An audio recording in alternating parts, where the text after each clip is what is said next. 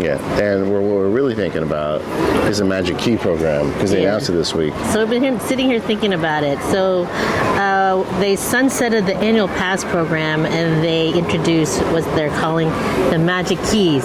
So, sure, everyone's going to say annual pass for a while. It's like, remember when it went from Price Club to Costco? That took a while. Yeah. It went from Big Lots to, it went from Pick and Save to Big Lots. It's just going to take a while. Yeah. But, so now it's the Magic Keys, so that it'll allow you to have multiple visits frequently when you want to. Yeah. So we have some thoughts on it. I'm so happy with the new program. Excited. I thought it was going to be like $3,000 to get like the premium pass, and it's $1,400. I know it's a lot of money, but it's not $3,000. Yeah, I think everybody was pleasantly surprised that it seems like it's going to be affordable. It seems like it's going to be okay. I mean, my kids actually said, "What's different?" Those were their first thoughts. Yeah, the big difference is reservations. So now, whatever pass you buy, you're going to have to make a reservation.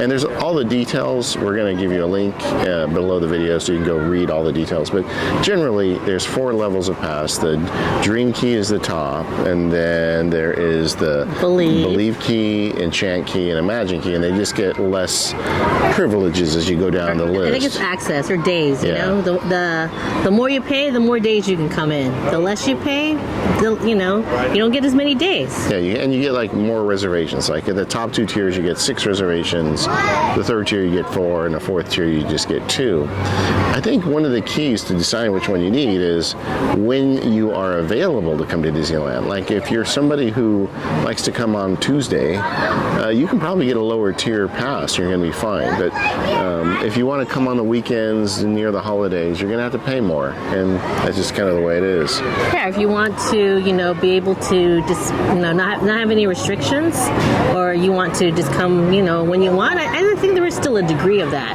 There's still a degree of spontaneity, because most of the time you're going to plan kind of when you go, even if it's just tomorrow.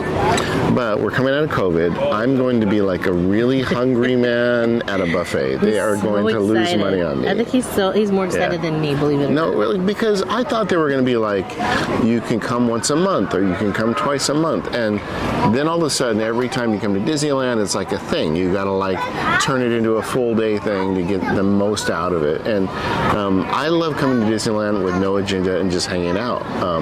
Like sometimes I will come in and go to Batu and just stay there all day, and I'll walk around, pretend I live there.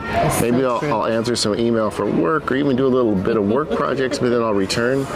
And I just want to be able to do that again. And with this new pass system, I can hear the train coming. Yeah, the train's coming. We're just going to let it go so you can kind of see. It's literally right behind us. It's kind of fun. We're going to find out how good our microphones are right now. Oh, there it is. But either way, I am super happy with the program.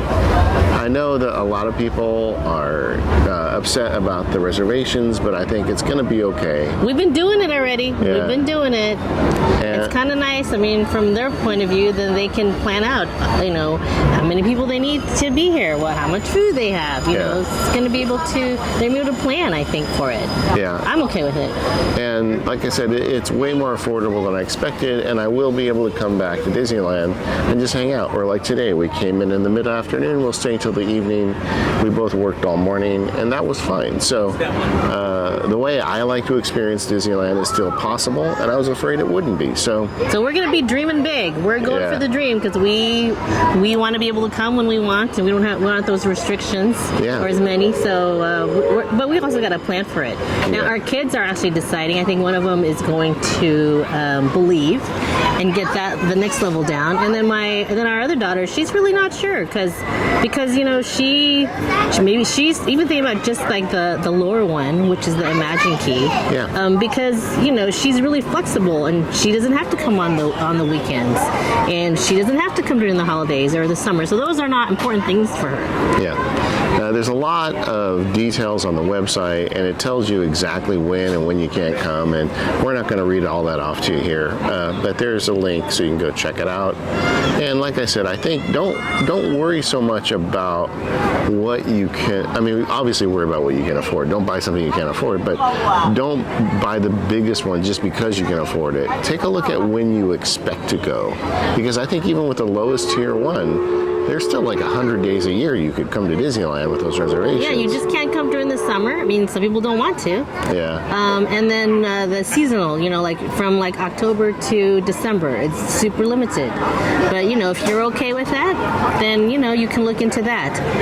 There are monthly payments, so we were also pleasantly surprised that was going to be available. Yeah, I didn't think monthly payments were going to come back. But I think it's almost like thinking about you were talking. I mean, it's kind of like DVC too when you're thinking about stuff like that. It's like, when are you going to go, right? Mm-hmm. And then look at the calendar. Like thinking about when you would normally have gone. Yeah. And then you got to look at that calendar and decide, okay, well, those days, it's available at this level, or it's not available at this level. So I think you really have to think about when you would go and decide which pass is going to be, which key. Oh, you said pass. I did.